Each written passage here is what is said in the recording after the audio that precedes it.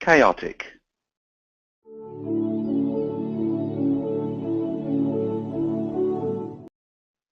The previous government established a very clear path for the renewable energy industry over the next decade.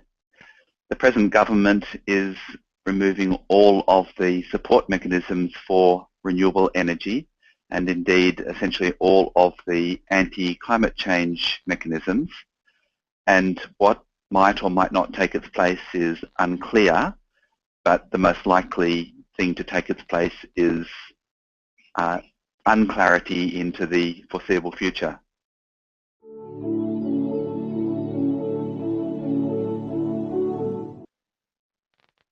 The renewable energy technologies that completely dominate worldwide renewable energy markets are obviously hydro and wind and photovoltaics. There are a number of small players, and these include biomass, solar thermal, which may become more important in the future. There is very limited opportunity for further hydroelectricity stations in Australia, so the future of Australian renewable energy is wind and photovoltaics, with possibly solar thermal becoming an important player in the future.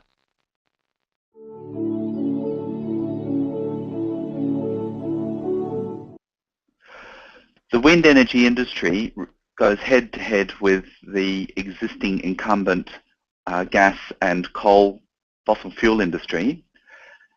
Wind energy can compete and photovoltaics can compete with new build power stations. However, the prices are not yet so low that they can compete with old build power stations that have sunk their costs and essentially only have fuel costs.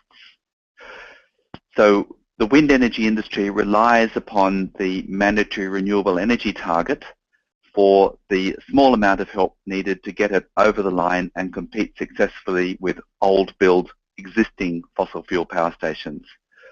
Without a strong renewable energy target, the wind energy industry will certainly suffer. The solar power industry, which essentially means photovoltaics, is primarily on rooftops behind the retail meter, which means it's competing against retail prices, and it has a much stronger future under an adverse government arrangement. Nevertheless, various state governments are reducing the feed-in tariff for solar power to well below 8 cents per kilowatt hour, to levels that are quite inappropriate. And this is strongly encouraging self-consumption of PV power, but it also has the effect of somewhat discouraging PV power on your roof. Nevertheless, the economics are sufficiently attractive that further quite overt steps would be required to kill the solar photovoltaic industry in Australia. And whether that will happen or not, I don't know.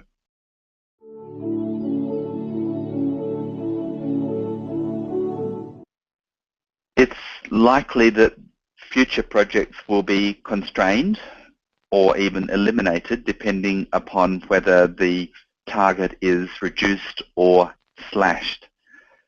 Existing projects, existing companies may come under commercial and financial pressure if the target is slashed, because the value of the certificates will decline.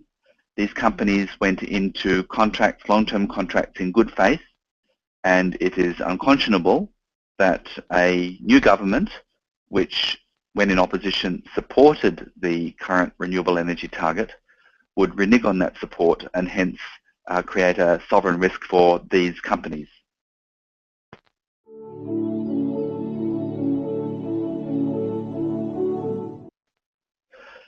Plainly, it can and will occur.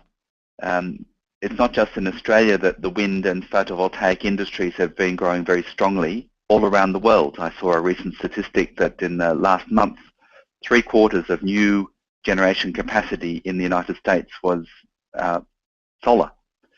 So in both the United States and Europe, and now in China, wind and photovoltaics are becoming are very, very important players in the new build power station market. There are all sorts of rumours flying around that China will place a cap on coal burning, which primarily would mean that hydro, wind and photovoltaics would dominate new generation capacity with perhaps some gas. In the United States, President Obama has announced administrative measures to sharply curtail the use of coal, in effect, and once again, primarily wind and photovoltaics will be the winners there.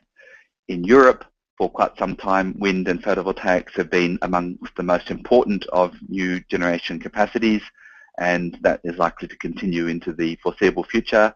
Similarly, right across many countries in South America, South Africa, simply the fact that for new build power stations, wind and photovoltaics is economic against all competition in any reasonably sunny place means that there's a very bright future for these technologies around the world.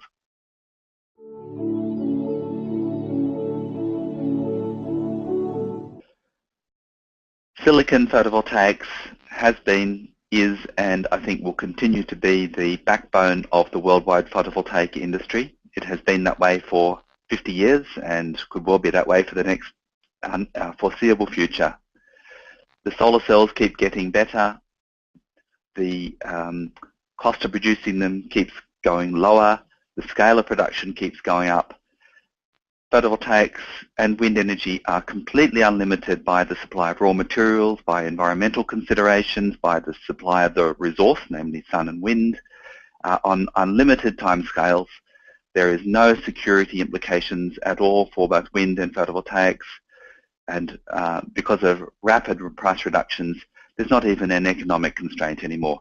These are truly power sources that can supply all of our energy forever at almost zero environmental cost.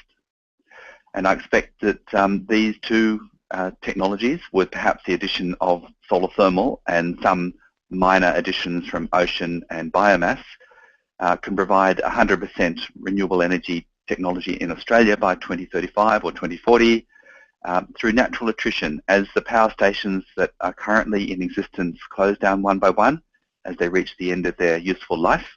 They'll simply be replaced by wind and solar.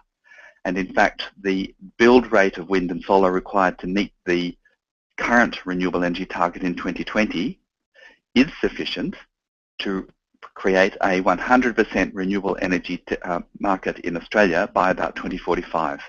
We are already building at a sufficient rate to replace all of our existing fossil fuel power stations in an orderly fashion as they close down over the next 30 or so years.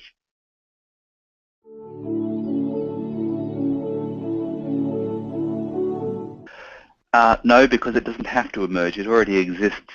Those sort of statements are fairies at the bottom of the garden statements that simply have no basis in truth or accuracy or reality. Many people are not aware that South Australia now procures almost a third of its electricity from wind and solar, mostly from wind, but solar is also rising rapidly. And nobody noticed. There's not even any hydro in South Australia to help stabilise the grid.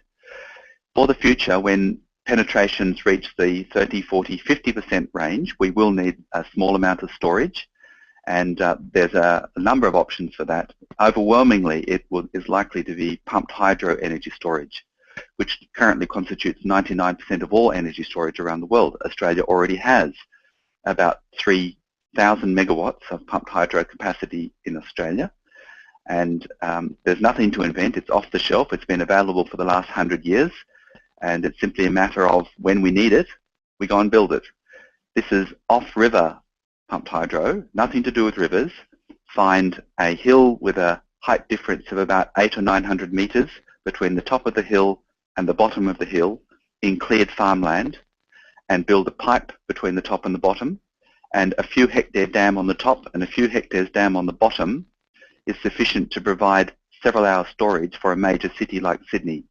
And there are thousands of these sorts of sites up and down the east coast and south coast of Australia, vastly more than is sufficient to provide all the storage required to go to 100% renewables.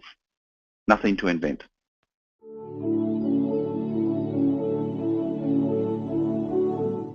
I think it's quite unlikely that gas will have any significant part in Australia's power future, regardless of what happens with the various changes that the government is proposing.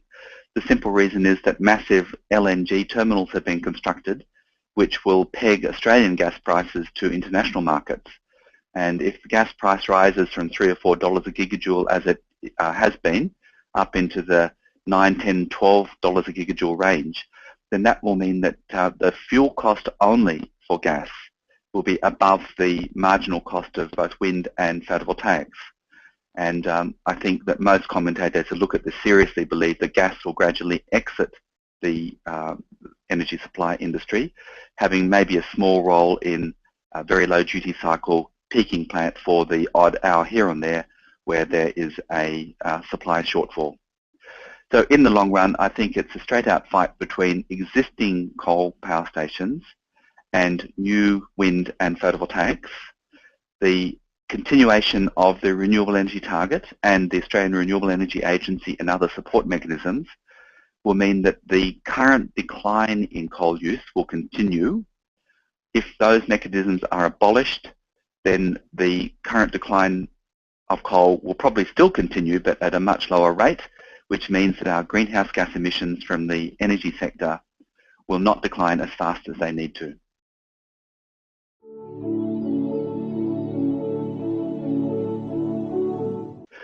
I should qualify that by saying that certainly federal and state governments can preserve the use of coal, just as inaction by federal and state governments can preserve people continuing to start smoking. On the other hand, use of government power can curb the coal industry faster than might otherwise occur. There's really a simple reason why coal will eventually phase out, and that is that most existing power stations were constructed some decades ago and will reach the end of their service life at some stage in the future over the next 10, 20 years. And the question is, what will they be replaced with? Gas is an unlikely candidate because of well parity pricing of gas. Coal would be an interesting candidate. I'm not sure how many thousands of people would be in front of the next coal-fired power station construction site. On the other hand, we have wind and photovoltaics whose price is continually coming down, has no carbon implications, and can be constructed with minimal environmental and social disruption. A new coal power station will induce large-scale social disruption, and it would be a brave investor who would imagine that the coal industry will get away with no carbon price for the lifetime of that power station over the next 30 or 40 years. So for those reasons, I think that we will achieve 100% renewables by 2040 or 2050. The question is whether we'll do it sooner by active government engagement. In this case, it just means the government to do nothing to current arrangements, or it will happen later if the government dismantles current arrangements.